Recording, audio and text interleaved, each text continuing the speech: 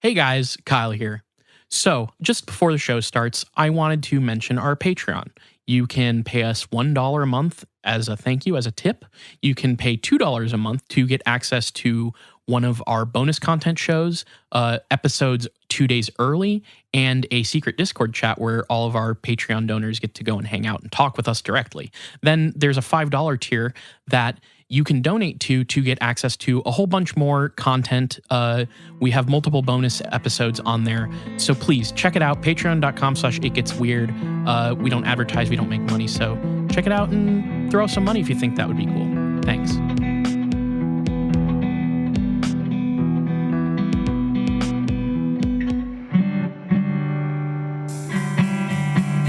Welcome to It Gets Weird, our comedy show where we explore the unusual, the unbelievable, and the unexplained to try and make your world a little weirder. I'm Kyle. And I'm Niall. Niall. Yes. I've already pre-baked you. You did, we do usually have a no sharing rule ahead of time. And Yeah. you did not tell me what we were talking about, but you did tell me that this is like a very broad top, like a very big, not broad. You said there's a lot to it. It'll be a long episode, probably two-parter. So I don't want to like go too deep on bits before we get started here. But I preheated the oven on this one. You did preheat the oven a little bit, but like I was trying to think of like what's fucked up is I was literally like what would be like a fun bit to be like, I don't want to do like a whole thing, but then and then like just start a bit. But the only thing that's coming to mind is that they renamed Pete Dunne Butch, and a wrestler. Oh, there's just a guy that's like, he's like a very good British wrestler that they bumped him up to the main roster at WWE and just renamed him Butch and put him in a little cabbie hat. And like looks like a newsie. It's really fucking stupid. I have seen that actually. I saw images of that. I saw a lot of riffs on Edge's new promo style. Yeah, I look, last night there was a chance that Cody Rhodes was going to debut, so I watched most of Raw. Oh, I'm so sorry for you. It was very bad. I don't want to get into this. Sorry to anyone who doesn't care about wrestling. This is just like what was in my head because I was listening. I listen to like a lot of wrestling podcasts while I work, whatever the fuck. Anyway, not important. Well, bits. before we forget the wrestling bit, I do want to say that I accidentally found something wrestling related while working on this episode, and I can't remember if I get into it. Huh? Okay. It's a very brief thing. Okay. But you'll see eventually. I don't know if we're gonna get to it this episode or the next one, but it's there. Fucking Butch and Gunther. Anyway, go ahead. So, what are we doing this week, Niall? This week I took a dive into the fucking deep end. Good. I grabbed a bunch of bricks and I jumped into the deep end. You said weigh me down. Bring me into that icy sweet abyss. Slap an anchor on me and just drop me right into the Atlantic. Okay. I decided this week I wanted to get real in depth on a topic that is at the core of a lot of the conspiracy climate today. Okay. Niall, this week I learned all about 5G. Okay, I was about to scold you for touching the third rail, but you avoided it there, and I'll give you credit for that. 5G, huh? Yeah, okay. and here's the thing. This what got me into this one was like. Sorry, I feel like I have to say it. 5G. Yeah. You gotta really put an Alex Jones sort of like phlegmy spin onto it when you talk about it. I also have to. I feel like to talk about 5G conspiracies, I have to entirely like distance myself from knowing what 5G is. That's true. I guarantee I'll have some stuff here you don't know about, but there's going to be a lot of stuff where you're either like, I've heard of this, or you're going to be like, that makes a lot of sense. Yeah. But here's where here's why I get attracted to topics like this, is when I can find what seems to be a bit of an origin point in history that I can sort of like build up to the thing. Mm-hmm. And so I'm talking about 5G, but I think most of this episode is going to be the history of how we got there. You really enjoy being kind of a nonsense dipshit historian, and that's fun. I mean that in the most loving way. Like it's I love the weird stories that lead us to like just strange like nonsense, you know? Yeah. I was about to say obscure. It's not obscure. Like this is very mainstream. Well, it is, but I would also say the idea of these things being related is semi-obscure. I think that you're not going to run into a lot of shows that are like talking about this history. Okay. Just because like maybe if you're getting into like if you're like me and you really want to dig into where 5G came from, then you found the same stuff I did. Okay. But I think like you're not going to find this information on a history podcast, I guess is what I'm saying. Probably like, for good reason. Maybe one or two of the like quirkier ones you could find somebody talking about this kind of stuff, but this doesn't really end up on history podcasts, because really what it is the beginning. It starts off with a history of a phobia, essentially. Okay. So if you were born in the early 90s like me or Niall, you might remember, and I'm curious if you have anything with this, but I did very much, couldn't tell you where I heard it from, couldn't remember exactly the context in which it was being said, but I remember hearing this. There was this like lingering fear from presumably the 80s of microwaves and electromagnetic frequencies, and that they can cause all kinds of terrible things like cancer, radiation sickness, melatonin suppression, depression, and suicide. Oh, yeah. Like, I know for a fact that as a kid, I either this was referenced in like a show I watched or something, but I do remember hearing about it, and it's a thing that's been in the back of my mind the rest of my life. Well, God damn it. The thing that springs to mind when talking about I hate that this is what springs to mind, but I was a like edgy teenager. Is like there's a whole episode of South Park where it's where Randy, the like Stan's dad, like microwaves his balls and they get bigger and bigger, and he's like wheeling them around in like a fucking like what do they call those things? A wheelbarrow? Yeah, wheelbarrow. Thank you. Yeah, I've seen this episode. Yeah. It's I think that like I bet you can find examples of this like as kind of like a punchline to a joke in like early 2000s, late 90s cartoons too. I guarantee that's where I picked it up from. I don't know for sure, but like this was like a thing in the you know social atmosphere at the time. There are still like older people that will like turn the microwave on from like as far away as they can and then leave. Like yeah, that like there are people that either will not use microwaves or are very hesitant to stand around or especially to look into a microwave while active. I guarantee one of my parents at one point or another when I was younger, I would pop something in the microwave and I'd stand like nearby it, like looking at my phone it's or like something. Free TV. And like yeah, and yeah, oh yeah, sorry, no, I would stare into the microwave. I'd like lean up on it like the fucking neighbor from that one sitcom about working on not Full Metal Alchemist. Full House. What the fuck? Full House. No, Home Improvement. Home Improvement. Jesus None Christ. of those things. So I'd lean in like the Home Improvement neighbor and stare into the microwave with my eager face pressed against the glass. No, I just like, I know that I was told at one point by somebody in my family not to stand near the microwave. Yeah. I don't think that's actually a thing at all after doing my research. Yeah, I mean, especially like, I understand that you're cooking with a form of radiation. Right. But that's the problem. So is heat. Like right. This is the core of the problem, and you've already stepped into it there. Like it's why like I even occasionally like used to bristle at the idea of like the heat coming off my phone. Yeah. Now I don't feel that way anymore. I'm like I don't care. But it's literally like the same methodology that leads people to be like, oh, I don't want chemicals in my food. Right. Food is GMOs. made of chemicals. Yeah. Like that is a chemical is not like a scary thing. No, you're on to something where it's like there are certain chemicals that probably shouldn't be in our foods, and we should probably have more regulations in place for, you know, how we're processing food and all these things.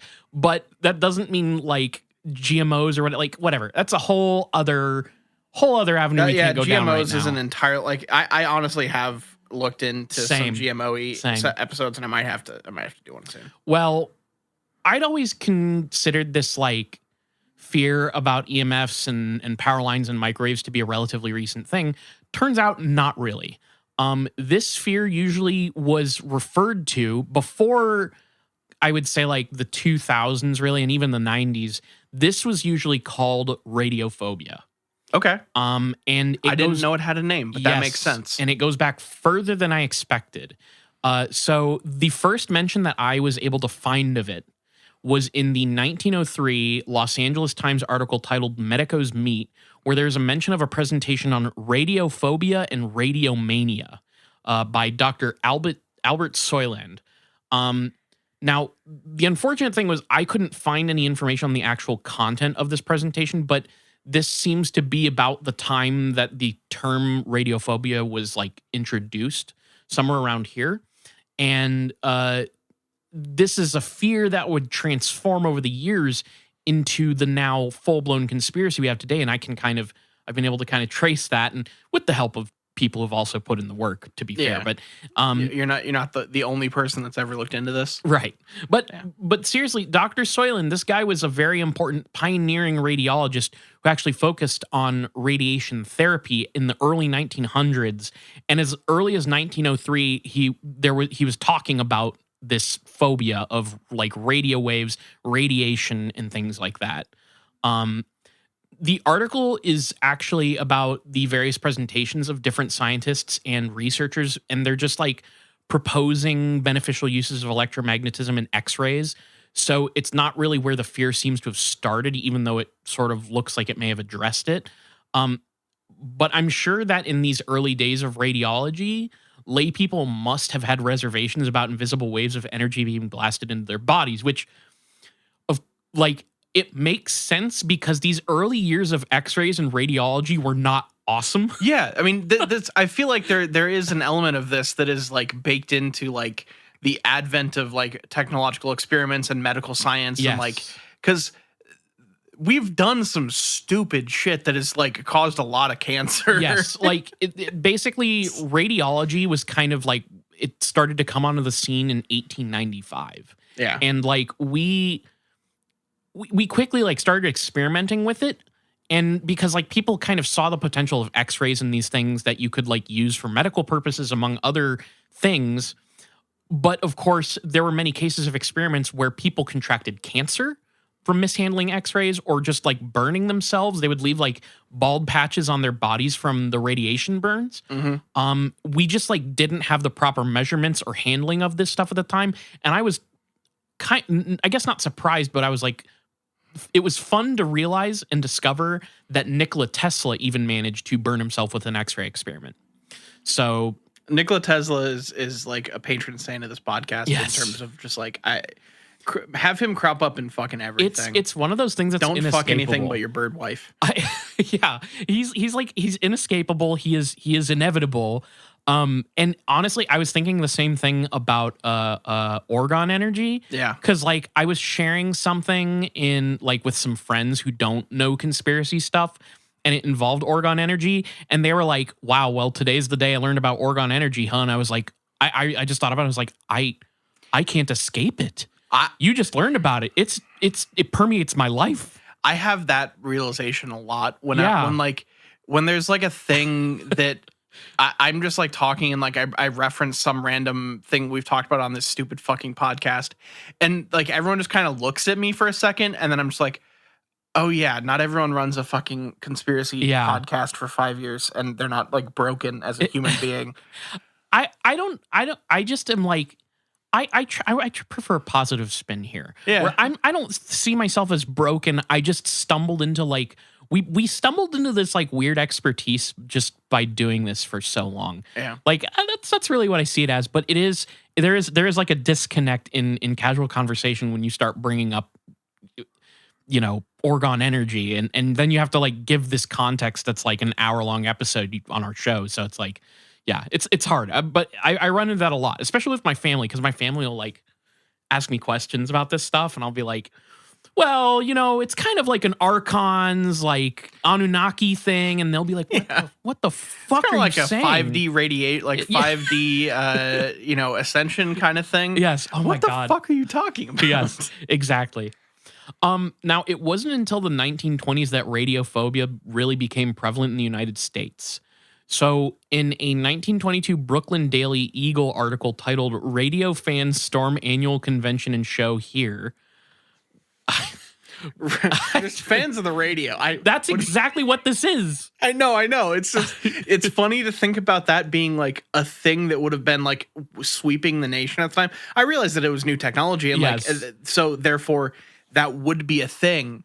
But it's just really funny to be like, oh yeah, people who are just fans of the like mechanical version, like the mechanics of television are sweeping the nation. It's like, what? Yeah, it's all this article really does is like make a sort of tongue-in-cheek reference to radiophobia, because they're just like, radiophobia is clearly not a thing here, as dozens of fans of radio technology flooded the hall and saw radio controlled cars and like telecommunications devices that stretched across the Atlantic, and that's exactly what the article is about. And they just like have this, but it's like it's a reference to the term radiophobia. We get another one in a 1926 article titled "Radio Show Big Success, Similar Vibes."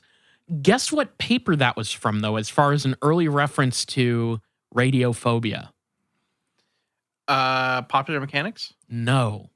The Republic from our hometown. Oh, really? Yes. When I was doing research on this and looking for like the early references to this Shouts out Columbus, Indiana. We have the Columbus, Indiana's own Republic talking about like making a tongue-in-cheek reference to radiophobia. Now, it seems we didn't have like a super good definition of radiophobia at this time, because in 1931 in the Salt Lake Tribune, there was a little blurb titled, "Have you a phobia?" And here's what it says. Here's what it says. If you'd love you a phobia, check this out. John Vassos, in his new book, Phobia, explained through text and drawings 23 of the more popular fears to which the human mind is prey, that is so fucking funny. That's like, how quaint. Let's get a book about the 23 most common fears people have. It's literally like it's like a Teen Vogue like quiz. What phobias do you have? Yes. And at the end of it, you're gonna select one no matter what. It goes on to say, since its publication, numerous others seem to have been observed, some more practical than scientific, as aquaphobia, fear of washing, gynophobia, fear of bathtubs, radiophobia, fear of loudspeakers. Okay, so that's a little weirdly specific. Yeah. It gets less specific, and it like transforms over the decades. Well, I feel like there's an element to that you could look at as like, this was what, 1920s? Yeah. So I understand that people knew what radio waves were at that point, but did it, just like looking at people in this time, like in our time right now, understanding the mechanics of how certain things work, I can totally see people being like, radiophobia is like fear of like the invisible waves that come out and produce the stuff that comes out of your radio, and that just being trickled down through people who don't really understand that into fear of loudspeakers. Yeah. And I think too, like, we'll kind of get into this, but I think a lot of it is just generally this fear of the unknown. Like, okay, one of the things that I was thinking about while researching this was how we have like new age ascension theory people, which is basically these people who think that you can put yourself on a higher vibrational frequency to like ascend your consciousness, whatever that ends up meaning for that person. Yeah. But basically, a lot of the times you will have like particular sound frequencies, 432 hertz, right? Yep. That you like have to hit to like help you like align your whatever. And what I'm kind of trying to approach here is like, you can hear that. And I think that there is like generally just this like positive connotation with like music and sound for humans. Yep. That like, typically you're not running into a lot of conspiracy theory people going like sound waves are evil, but because you can't like really see what an invisible like radio wave is doing and radiation looks like, you can't conceive of that. That's the fear of the fucking unknown, just generally. Yeah. But you're like able to kind of like point a finger at it and like gesture at something, as opposed to just to like have a just complete unknown. that like you don't know what it's coming from. You know what I'm saying? Does that make sense? I do think there is something to just like the fear of the unknown or the fear of the other being the basis of most fears. And even like death can be put into that camp. That's an unknown and it's an other. Essentially, it's like, and the thing is, I think it's, you keep like, we have also I mentioned fear of the unknown. We have plenty of fear of the other in here as well. Don't you worry. I love how much we end up just talking about fear on this podcast. Well, when it comes down to it, conspiracy theory is this fearful paranoia. It is, yeah. That's what it is. Like I'm saying it jokingly, but I do kind of enjoy like, because I'm a person that is very categorical. Like I think in like things that are like or dislike or unlike other things, and like genres are a big thing in my brain, and you know, various categorizations that I work out. And so like being able to like take a lot of conspiracy theory and these kinds of things and break it down into like having some root in these couple things helps like categorize and make it make more sense and like file it away a little better in my brain. Yeah, because like when you're looking at it from like the topmost level of just like what people are just literally saying, it is like it is impossible. Just as anybody who listens to the show knows. Yeah, and that's not saying that all of this is based only on fear. Like there's a lot of things at play here, like want for power and want for like control and those kinds of things. But it's an element of this that I find interesting. Yeah, so. Me too. So throughout the 40s and 50s, the term radiophobia would be exclusively related to radio broadcasting and its instruments. So we see it come from like loudspeakers to just like general radio broadcasting stuff. Just some fun facts. Actress Joan Crawford claimed to have this phobia of loudspeakers. And the term would appear in other English-speaking countries as well. And there was even this like poem that I saw that was sent into a paper on the subject that like literally uses the term radiophobia in that way. But ultimately the point of the poem was this like lamenting of the ubiquitousness of radio broadcast advertising in everyday life. So it's like a known quantity now. It went from this like thing where it's like we're talking about like radio enthusiasts at conventions and no radiophobia here.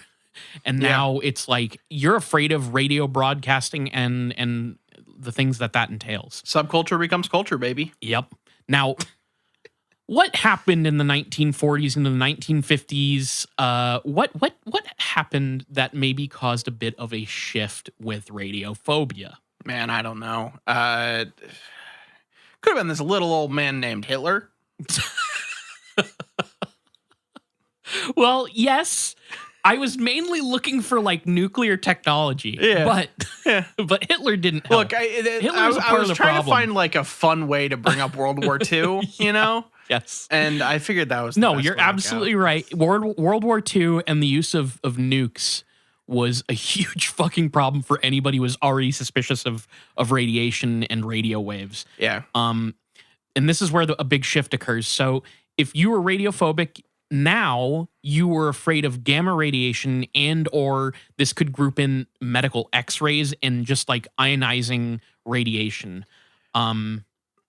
Yes. This is a bit of a tangent. Sure. But I think but it's something that I'm curious about because like I think a lot when I'm looking historically at these kinds of theories and things, there's so many things that have some tie to or origin in some form of like science fiction or fiction in some way, shape, or form. And I think it's really interesting looking at like fear of like technology being used in sci-fi to comment on modern society, but then the fact that it's commenting on society is like stepped over to just be like fear of a future technology, and also just like how the reflections of the fears of the age in sci-fi and I say sci-fi because that's the most obvious one for a lot of these things. Like if you look at, you know, gamma radiation creates the Hulk, which is this big smashing destructive monster. It also a lot of like B horror movies deal with some being exposed to radiation and mutating and all that kind of stuff. And like I'm always curious how much like pop culture permeation affects like people who are prone to paranoid thinking falling into these conspiracy theories that are then, without even them knowing it, they like have pulled things from these sources into things that then make them fearful. I know we've like in a lot of UFO stuff that we've talked about from like the 40s even up through the 70s is like people either unwittingly or wittingly like referencing science fiction like novels and movies. So I think that's like a significant portion of it, but I also think it's almost like a feedback loop where like you've got people creating that fiction, but they have like these thoughts, whether or not it's like at the front or back of their minds. And it ends up like getting into the fiction that they create. And then other people consume that fiction and the ideas that come with it. And you just have this like cycle of that happening. But I definitely think that that's got to be a significant portion of it too. Like, I mean, you look at the fucking shit that we're dealing with today of like people with conspiracy theory, like it always reads like a comic book. Like, and you can straight up like trace certain things in the, not a thing we're going to talk about at length here, but in like a lot of the QAnon-y kind of stuff. Yeah. And look at it like you can tie those to like sci-fi novel plot lines and all sorts of like weird like comic book plots and stuff like that. Like there's this weird kind of loop of, I realize there's no new idea under the sun. There's like every story has been told, every like all of this, that, and the other thing. But I think this, I don't know. The where pop culture and conspiracy meet is really interesting to me. Yeah. And it's something that I think about a lot when it comes to like, and anyone who's on our Patreon obviously knows this because it's a thing that we talk about on like half of the bonus shows, if not more. You can donate to patreon.com/shitgetsweird on the $5 level to get access to our thoughts on that matter. Just no. Anyway, I just for like, sure. It's something I think about a lot. No, for sure. It's absolutely a thing. You could write a fucking book on that shit. But yeah, so now we have this nuclear age shift, and this branches off from the, like, there's, I think, an authentic and understandable fear of nuclear power in our experiments and usage of it. Oh, sure. But like many irrational phobias, it extends out to totally benign things like radio signals and microwaves. It's all radiation, baby. Yeah. Like you said. So by 1960, we'd pretty much solidified the definition of radiophobia. And in a 1960 article titled Unwarranted Fear in the Times of Hammond, Indiana, we get a brief summation of this rising phobia. So here's what this says. Why are like multiple things from Indiana here? I don't know. They're probably a bunch of people freaking out in Indiana, as we're known to do. I really don't know. I was just curious if you came across anything that was like radiology societies or some shit. I can only guess that being stranded in the cornfields, as long as we've developed some sort of madness. Fair. It says, do you have radiophobia? Radiophobia, Science Service explains, is characterized by a slight pallor developing at mention or sight of the words radiation or X-ray, the simple failure to report for prescribed X-ray treatment, and the consumption of valuable professional time in re-explaining the value of radiation in medical care. Somebody writing this was fucking salty. Yeah, this... The definition of radiophobia is that you waste our fucking time. You're bad at capitalism and you don't show up for your appointment. Yes. And waste the valuable labor time of radiologists. Yes. It's also known as nuclear neurosis and apparently spread in the wake of a summary of genetic hazards published by the National Academy of Sciences in 1956. Scientists fear that it may have been driven into the subconscious to, quote, smolder like a peat bog fire. That's just it's a good. You never know where those sentences are going to go, and that one took me for a ride. Okay. Yep.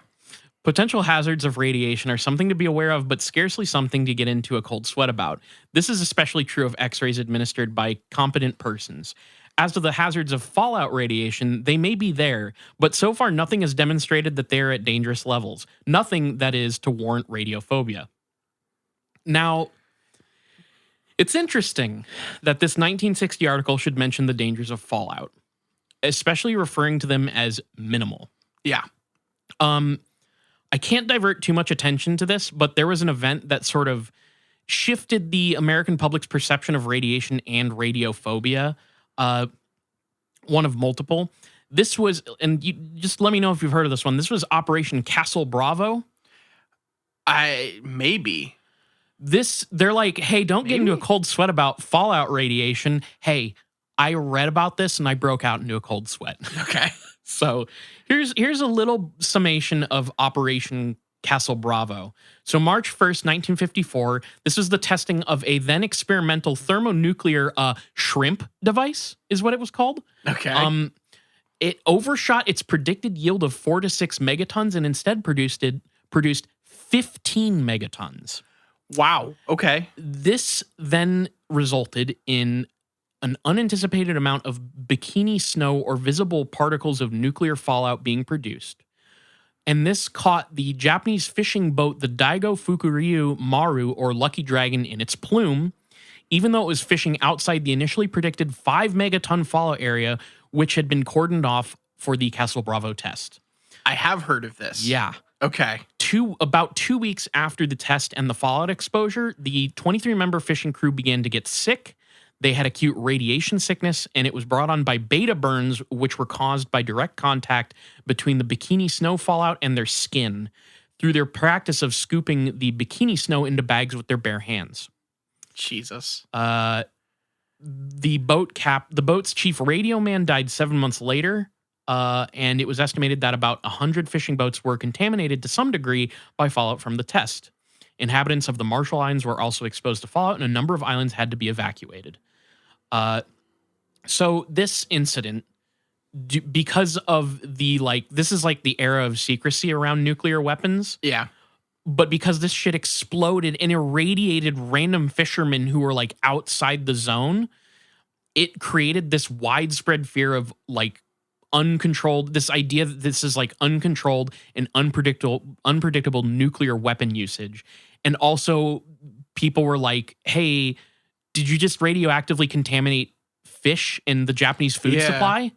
Like, so that's a whole event that happened that we overshot by over like 10, what was it, megatons or whatever.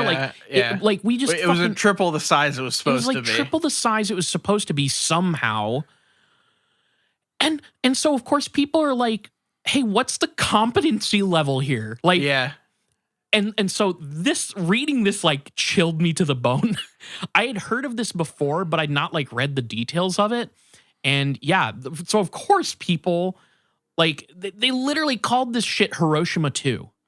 Jesus. Like it oh God. Yeah. That's like, sorry. I understand why this would be a thing that would make people, a little wary of radiation. Now, that's the thing that I feel like is at the center of a lot of this, is like the people not actually understanding what the words they're using mean. Yeah. Because like radiation is a very broad term, and the stuff that you're dealing with encompasses a lot. Yeah, it is a specific kind of radiation. It's a specific like intensity and half-life of all this stuff. And it's different than like, you're not going to get a 15 megaton exposure from your microwave. Right. Right. You're going to be like a cell phone tower. There's a big difference between a 15 megaton exposure to fallout radiation versus the radiation the doctor used to determine that I have a larger spleen than the average human being. So is that true? Yeah. Good for you. Fun fact. I don't know what happened there. That by the way, that was me literally remembering what this episode was. I'm just like, I'm in radiophobia now. And like, it took me a second to be like, oh wait, this is about 5G. We're not even there. Radiophobia becomes 5G. I'm telling you, man. I believe you. I'm along for the ride. I just forgot. Yeah. So I'm swept up. I'm sorry. I got swept up in the fallout. It was in 1979 that I think we can see the radiophobia shift into conspiracy mode. This is where it shifts into conspiracy mode. Fantastic. Kind of slowly, but surely. I've picked up on a bit of a pattern with the pseudoscientific stuff that we've covered on this show, which is like, we haven't done like a ton, and this kind of falls into that because a lot of the times when you're looking at what people are saying about 5G, it is all pseudoscience stuff, and they'll like cite papers on fake doctors who are just like, here's the science behind it, and it's just completely false. Yeah, it's like the fucking spike proteins and vaccines. Hell, it's the same as when people read that guy in the like late 19th century writing about the health benefits of drinking urine. It's the same shit. Same shit. Or the or MSG piss, stuff. same or, piss. MSGs, exactly. So, you go piss, I go MSG. Yeah. It's fine. So- the two different hosts of the podcast. that's exactly very emblematic of us, I think. So that's the pattern. But basically, one flawed paper fucks up everything forever in the discourse among laypersons who are prone to conspiracy. And I argue, and as many other people argue, that this particular paper set us on a crash course for the 5G conspiracy. Fantastic. What is this paper? Let's get into that. Childhood leukemia. This is from a website called quackwatch.org. So should be everybody's homepage. Childhood leukemia can be used as an indicator that radiation exposure is sufficient cause to illness because radioactivity elevates rates of leukemia before it produces other forms of cancer. Consequently, childhood leukemia ought to be the easiest to detect. In 1979, two researchers, Dr. Nancy Wertheimer and Ed Leeper, published an article based on their own epidemiologic study alleging that the incidence of childhood leukemia was higher in Denver, where neighborhoods that were near electric power lines were. I was wondering if we're going to get the power lines. Yep. Okay. That's the crux of this. So you jump from this radiophobia, like sort of legitimate nuclear fear, to now radiophobia is going to dissolve from that term into this weird power lines bullshit. And this is where we start to see the pseudoscience medical stuff with EMFs and radiation. Okay. So basically, fantastic. Sorry, I've tried to like think about like how to do a power line episode for a while, and just kind of like I have so many things that's like slow burner, just like trying to percolate on like what it could be, and I just find whatever, and then I end up talking about pancake aliens or some shit. But it's a thing that's so interesting how it's just like people still have this fear. Like it is still a thing that like it actually affects property values and like prices of housing. That's insane. That I didn't know. I believe it's still. I believe you. In it. I completely believe you. The fact of the matter with this one is like you have this idea. Like okay, so like radiophobia comes from all the stuff that I just mentioned. It turns into this power lines shit, essentially, and then the power lines shit. And spoiler alert, the power line sphere and the cancer associations give birth to a grifter's cottage industry. Fantastic. And then that stuff then branches off into cell phones. And then cell phones branch off. We're going to get to it. But like, it's like... We'll get to 5G next week. So, hey, here's the thing. We're going to talk about 5G at the tail end of this episode, and then we're going to spend all of next episode talking about 5G. That is likely what is going to happen here. Just my guess. So this article ended up generating a lot of other studies off of it, and the idea was picked up by a guy named Paul Broder, who ended up writing a shocking 3-part article for the New Yorker that was very influential. Subsequent books by this guy from 1989 all the way to 1993 basically alleged that power lines were quote unquote currents of death, and that the power industry and the government were working together in a cover up of this fact. Okay. The journal Microwave News also, which apparently is a thing, they have consistently echoed this guy's message. I always love finding out that these things exist. Like they're at where I work, we somehow kept getting added to this list to get this magazine called Walls and Floors. Oh Jesus! I think how exciting. And like I'm pretty sure because I think it was just 2 or 3. Like it didn't cover ceilings, it just did like walls and flooring. And it was just like, why do we get this? Like we asked around, nobody signed up for it. We like would like never renew it. It just kept coming. And so we would always like basically make like new people read it and stuff just as like as like a fun little joke. Some poor intern at Walls and Floors magazine was just like, hey, scour the internet for all businesses that might have something to do with walls and floors. Yeah. Send it their way. Yeah. So the list of conditions purportedly related to electromagnetic fields has grown to include Alzheimer's disease, Lou Gehrig's disease, brain tumors, breast cancer, multiple chemical sensitivities. And the culprits of these afflictions are proclaimed to be microwaves, power lines, radar, video display terminals, such as computer monitors, electric blankets, and just general household electrical appliances. Have you watched Better Call Saul? I watched like the first season when it came out, and I never got back into it. Not because it was bad or anything. I just fell off for some reason. I've been meaning to. His brother in the show is like no electrical current in the entire one of house. those guys. Yeah, that's like covering everything in like electrical, the like space blanket materials and stuff. Pretty. I think it's a pretty good argument that Brodeur is the guy who created people like that. Fantastic, great fucking show. Watch it, by the way. Yeah, one of the best shows on television. I've been meaning to check it out. So because basically everyone in a developed country, that term is shaky, I think, honestly, but that's the one that it was using in the article. I don't think that we use that term anymore. But basically everybody's going to be exposed to appliances that use 60 hertz power or 50 hertz in Europe. It basically, they were able to say, this affects everyone. Yeah. Your fear, everybody should be afraid. This is why this works so well, is like it affects everyone. And like when you say everyone, this is like the scatter shot, like shotgun blast method of grifting, where it's like this affects everyone. And you're going to yell that out into the world, and you're going to catch everyone who is susceptible to that fear. Yeah. Everybody else who isn't is just going to be like, whatever. Yeah. But you're going to hit everybody. Yeah. Okay. So this guy's just basically like 60 hertz electricity that goes through all your appliances. It's what's going through your house is going to kill you. Yeah. And he's conflating it with all these other things, like with the power lines and stuff. I mean, so around the mid 90s, at least 100 epidemiologic studies were published on the subject. And basically none of them found any correlation between cancer and measured power line magnetic fields in houses. The evidence accumulated that power lines are not a health risk. Now, paid for by big power line. Yeah, pretty much.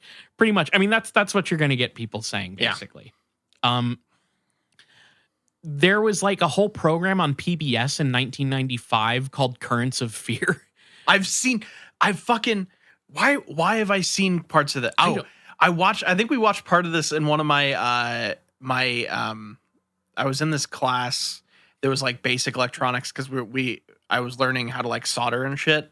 And I think like on like leading up to a break or something, we watched parts of Currents of Fear. Wow, that's questionable. Because as like a joke. Like, okay. Not shown as saying like here's what you need to be afraid of while you work on your electric appliances. Yeah, it was purely a joke because we were like soldering like microphone cables and shit, and it was okay, cool teacher. Thank God.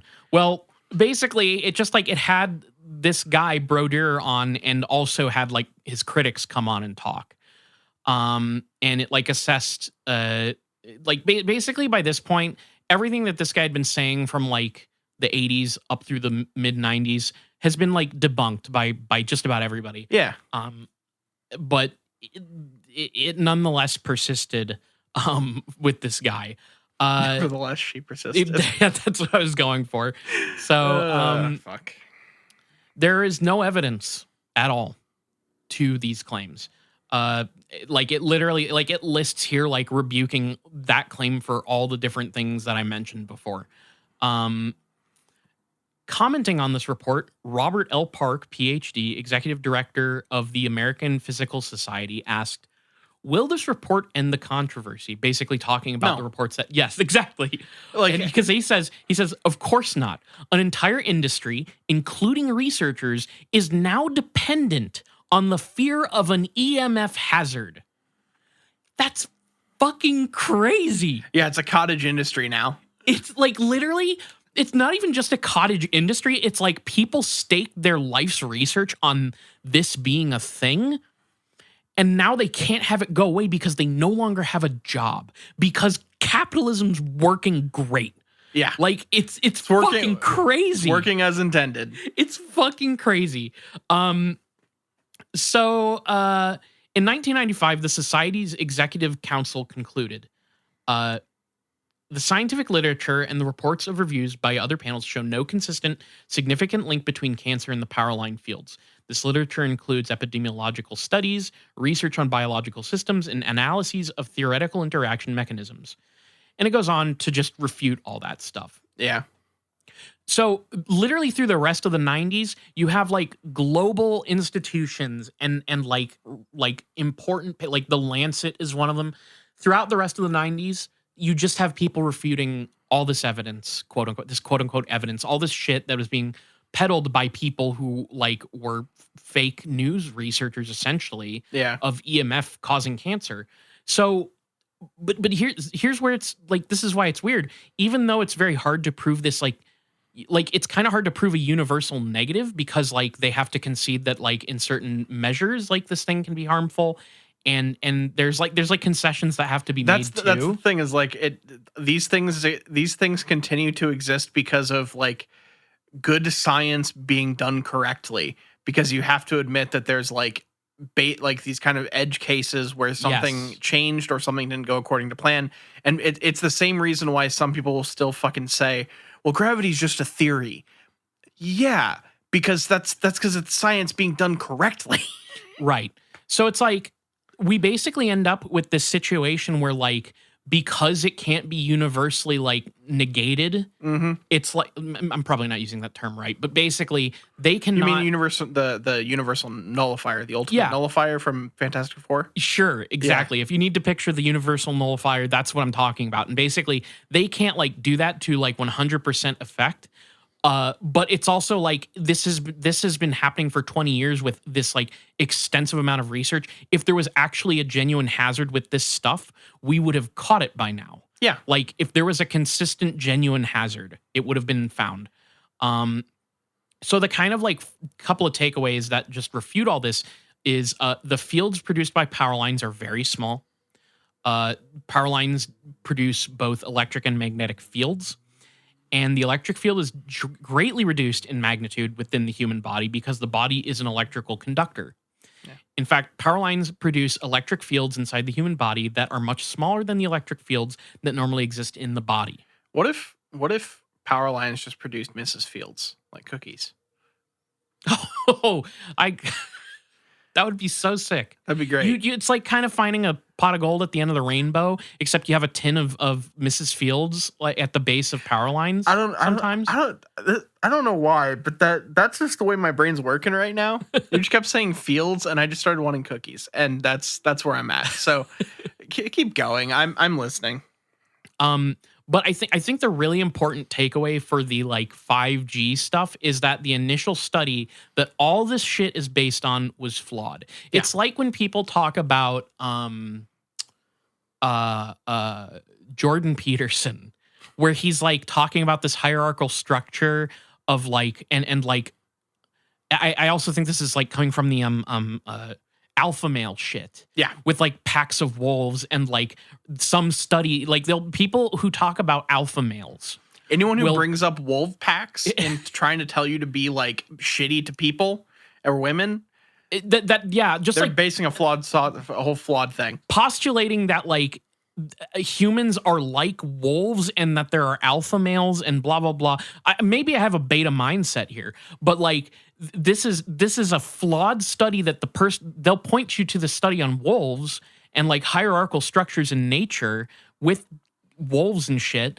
And it's like the person who did the research that these people are all like citing himself was like, this no longer works. I have refuted my own research here. This is not even like related to what you fucking people think. Like, and this is the same problem here is like, this research was very flawed. It's like on a smaller scale, the person that invented gender reveal parties is now like, they're a terrible idea. This is really stupid. Yeah. It's like basically is now like a trans ally. It's cool. Anyway. Yeah. Well, check this out. Check this out. Wertheimer and Leeper, the people who did the original study, did not actually measure magnetic fields from power lines.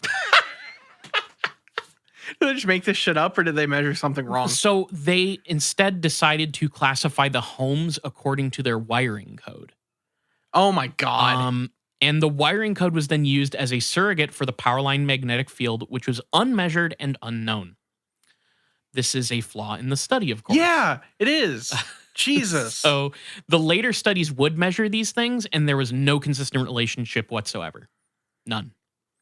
So people look, wiring is a lot of people don't go well into code. Like this whole thing about fucking scams and like buildings and like houses and shit, and how a lot of things are not up to code when people think they are. Yeah. Well, hey, let me throw another fucked up angle into this. Important possible confounding factors in an epidemiologic study like this would be, for example, one possible confounding factor is an income effect.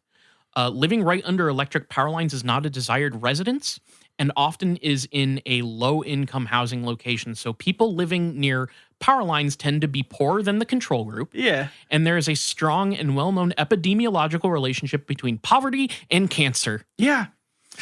So... oh my God. So people just continue to like confirm racism over and over again, and like classism. Like racism, it's like all these horrible things that like... yeah. The end point of all conspiracy is the destruction of capitalism. Oh God, we can only hope. Fuck. There's a whole bunch of other factors, like the incidences of leukemia have been decreasing. Mm-hmm. That's another thing where it's like if there was a relationship here, they would be increasing as we scale up power lines and electrical grids and things like that. Like if this were any relationship at all, so it's not. There was, like I said, this article mentions the vested interests in continuing to stoke radiophobia since the late 70s. This would be, like I said, researchers who want their funding continued. So they basically press for quote unquote further research into possible danger, even though the data is overwhelmingly negative. Yeah. Some researchers have spent a lot of time and most of their careers studying this question and have staked their reputation on the existence of a link between electromagnetic fields and cancer. And naturally, they argue strenuously against terminating their field. Well, here's the thing. If you lose that job, Discovery Channel or History Channel will hire you to be a talking head on like Ancient Aliens season 400 or fucking, I don't know, River Monsters or some shit. Like, any of those talking head shows, you can just go there. These are the people where when you read an article in 2022 that's like, this doctor says this thing, like I can cite a doctor about this conspiracy topic. I feel like it's people like this who needed this like negative thing to exist to continue their career. Yeah. Now you have a doctor you can point to. And anyone being having those two little letters in front of your name, DR, makes you instantly more believable and trustworthy. The thing is that I think is true to a lot of people. It's just like you can't there has to be some scrutiny beyond, oh well, this person's a doctor, but also they're like saying that like 5G makes your brain explode. So like maybe let's scrutinize that a little bit. Let's dig into that person and see what their credentials actually are. And it's like, oh, this person used to write about EMF cancer in the 80s and is no longer relevant. So just something to think on. There was an angle that I had not considered about it, but it makes sense when I read it. So they were saying engineering consulting firms are advising clients and strategies for EMF minimization. So they basically want to be able to continue doing that for a fee, even though their service is obsolete. Yeah. Okay. That makes sense. And then finally, the most obvious one that continues to this day and where I think we get a lot of connective tissue to 5G is various individuals and organizations are marketing low magnetic field electric blankets, clocks, computer terminals for electrically hypersensitive people and measuring devices.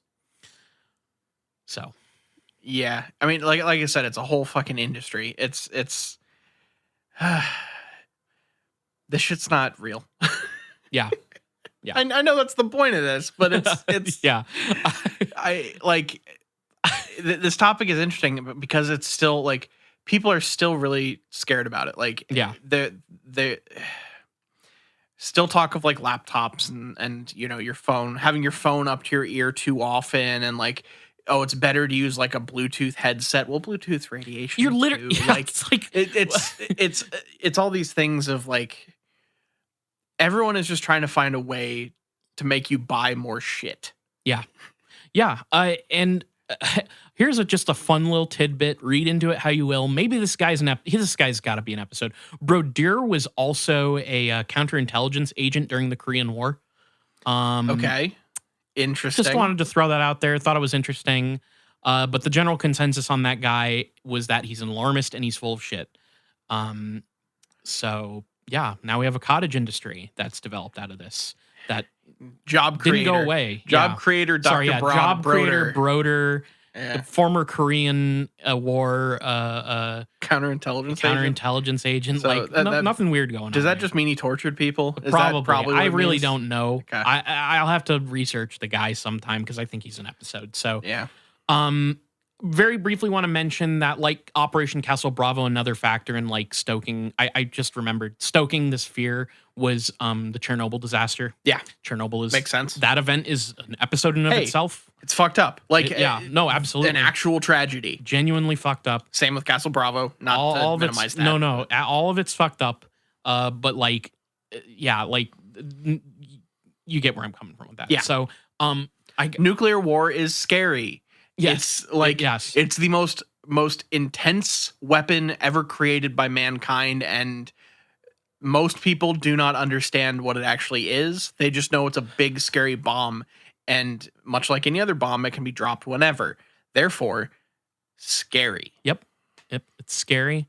And it kind of tangles up fear of the unknown and fear of the other into one fun bundle. Because it's usually the other you're afraid of dropping it, and you don't know when it's going to happen. So we're at the tail end of this. Another factor in the radiophobia conundrum was the ongoing technological boom. So if we're afraid of all these things, as they get more ubiquitous and more of them come out and more of them utilize this radiation technology and stuff, it gets worse, I guess. So in the 1990s and early 2000s, this is especially true because in the 1990s, we saw a particular technology become more widely available to the public. And by the end of the early 2000s, it was clear that this technology wasn't a fad. It was here to stay. I'm, of course, talking about cell phones. Hey there, cell phones. So there's a good book on the history of the paranoia surrounding cell phones called... Kyle, if you're so scared of cell phones, why are you reading off one right now? This is a cell phone?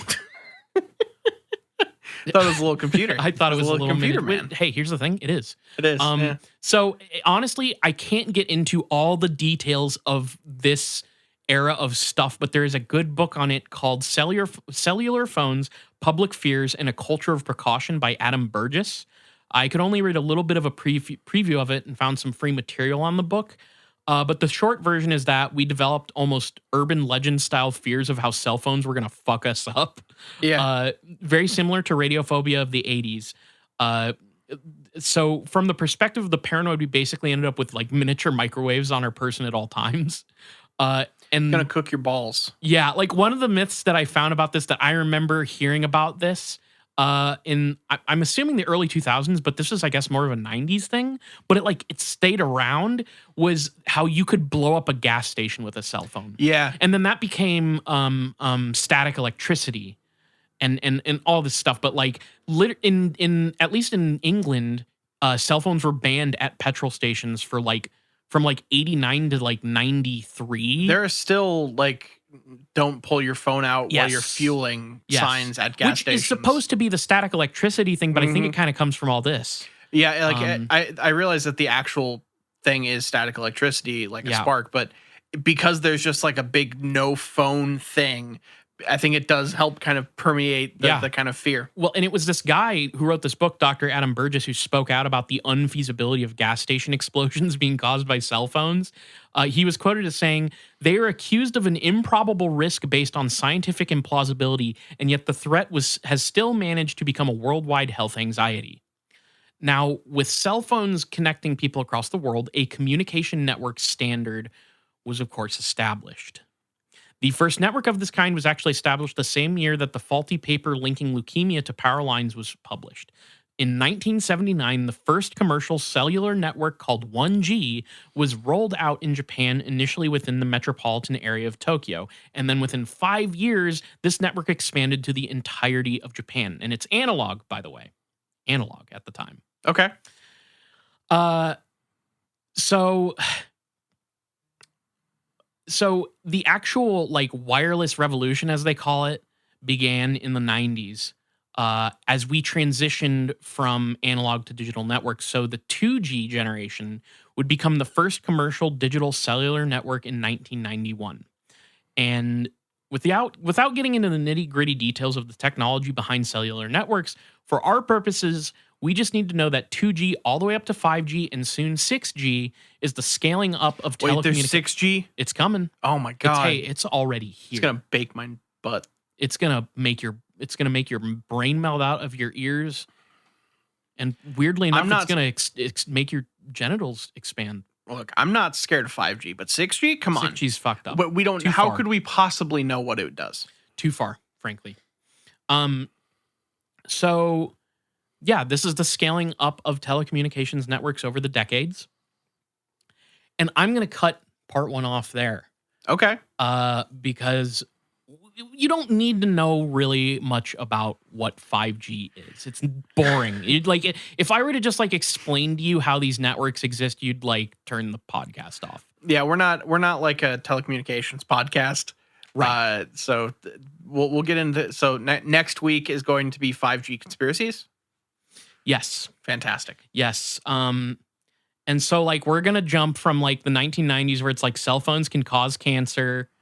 Same as the fucking power lines of the late 80s, and it's going to transform into something terribly ugly. Okay. Just terrible.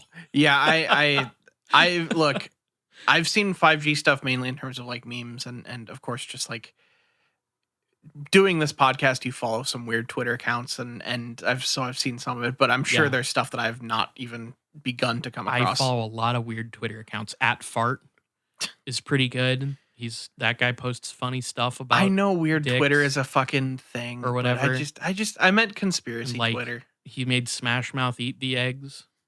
Yeah, I remember that. That was so. He didn't even eat very much of the eggs. I know he did not. He did not eat much of the eggs. So that's part 1, which leaves us with a big question. If you're ready. Oh sure, yeah. Cool. Very curious what you came up with for this one. So, Niall, if you were to be annihilated by a nuke, given that we know there is a shrimp type nuke, yeah, what critter would you like the nuke that takes you out to be named after? Cool. Psyched to Die. Remember that band? I do. That was a good band. That was a sick band. That was fun. But a pop punk band that all the songs are about like nuclear fallout and being like literally annihilated by nukes. It's fun band. My gear played in that band. Hell yeah. Shouts out. I'll tell you what mine is. Yeah, go ahead. Wasp. They tortured me in life, whether it's the creature or a white Anglo-Saxon Protestant, and they'll kill me to death. I think that's pretty good. Like I mean, there is like a certain amount of like that is an animal that you are a little bit like scared of, so that makes some sense. Was shrimp like a fucking wow, I cannot think of I'm coming up with an anagram and that's not. Yes, it was an anagram for prims. Did shrimp stand for something? I think so. Okay. I didn't look too deep into it, but I'm pretty sure shrimp stood for something, but I just was happy that there was a shrimp bomb. Yeah. I want a marmoset bomb. Marmoset? Take me out. Okay. Yeah. I like small that. rodent, you know? Yeah, absolutely. Well, I mean, and look, like just about anything's going to be bigger than a shrimp. Yeah. So we're scaling up the nuclear technology to a marmoset. Yeah. I think that's maybe underappreciated and it's time for marmosets to get their dues in the nuclear holocaust. I agree. I agree. Rest assured, no marmosets will die. Well, sorry. Let me try that again. Rest assured, all marmosets will die in nuclear Armageddon. So they're not like cockroaches and Twinkies or whatever. No, they're soft and pliable. Yeah, that's fair. Fleshy and susceptible to radiation, which I now have an unhealthy fear of. Yeah. Did you ever like reach a point in researching this stuff where you're like, Maybe this is kind of No. fun. Yeah. Okay. But straight up reading about Operation Castle whatever, that straight up made my palms sweat. Yeah. I still like I've almost done the fucking octopus I know. multiple times. Yeah. And every time I tried to, I'm like, there's no way that this is like, this is too much. This was also almost too much. Like Gladio was far enough for me before. This one, I straight up avoided the entire QAnon angle of it because there's a QAnon angle of it, of course. Of course. Yeah. I just was like, I don't care about that. Yeah. I just want to know when Lyndon B. Johnson's son is coming back to take the throne. So I think that'll probably wrap us up for this week. Yeah. Let's go ahead and take care of some business. So if you want to follow more of the show, you can follow us on Twitter at IGW Podcast. Follow us on Facebook.com/ItGetsWeirdPodcast. And run all your favorite podcatchers from Stitcher to Google Play to Apple Podcasts to Spotify. If you listen to podcasts somewhere, look up It Gets Weird and we're probably there. Email us. itgetsweirdpodcast@gmail.com. Hey, we're hankering for your emails, and that's all I'm going to say about it. Patreon.com/itgetsweird. We have a $2 level and a $5 level. If you donate at the $2 tier, you get access to a bonus episode every other week. It Gets Weird TV. We're watching Gravity Falls right now. We watch a bunch of different weird series on there. If you donate at the $5 level, you get access to that show plus all the shows on the off weeks that the $2 level has. So you're getting a bonus episode every single week. Whether you donate to the $2 tier or the $5 tier, you get access to our main show 2 days early. You get access to our Discord, which is popping off with a bunch of people talking about cool shit. All sorts of stuff. It's been pretty varied. There's even rumblings of maybe doing a manga book club with some people in there, so that'll be kind of fun. So if that sounds cool, check it out. We also have a $1 tier, which is just like a tip. You don't get anything out of it. You just get the satisfaction of supporting your favorite podcast with kick them a buck once a month and say, hey, I like your show. If you can't donate money, please tell your friends, tell your enemies, tell your congressman all about It Gets Weird Podcast. All right. That'll wrap us up for the week. Thank you for listening. I've been Niall. And I'm Kyle, signing out with part 2 next week. Woo! Peace.